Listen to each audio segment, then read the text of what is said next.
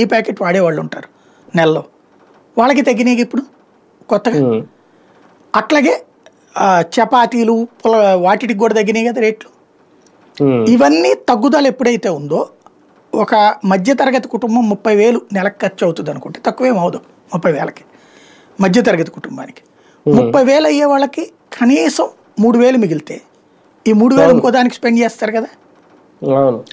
ఇది రొటేషన్ అవ్వాలి. తద్వారా ఈ రొటేషన్ అయినప్పుడు మళ్ళీ వ్యాపారాలు పెరుగుతాయి, వ్యాపారాలు పెరిగినప్పుడు ఉత్పత్తులు పెరుగుతాయి, ఉత్పత్తులు పెరిగినప్పుడు పరిశ్రమలు బాగుపడతాయి, పరిశ్రమలు బాగుపడ్డప్పుడు ఆ పైన ఉన్నటువంటి ఏదైతే రా మెటీరియల్ సెంటర్స్ బాగుపడతాయి.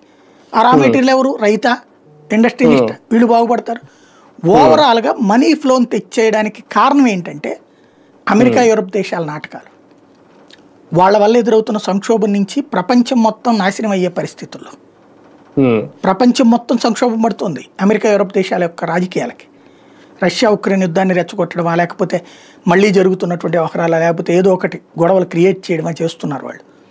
వాటికి ఇంపాక్ట్ ప్రపంచం ఆర్థిక మాంద్యంలో కూరుకుపోతుంది. అమెరికాలో ధరలు పెరిగిపోయి సస్తున్నారు, అట్లాగే యూరప్ దేశాల్లో ధరలు పెరిగిపోయి ఉద్యమాలు చేస్తున్నారు. బ్రిటన్ లాంటి చోట్ల, కెనడా చోట్ల, ఫ్రాన్స్ చోట, జర్మనీ చోట, జపాన్ చోట, అమెరికాలో ధరలు పెరిగిపోయి తట్టుకోలేక వాళ్ళ సంపాదనకి మించి ఉందని. ఇక్కడ ధరలు తగ్గినాయి, తగ్గించి చేతికి డబ్బులు ఇస్తున్నారు.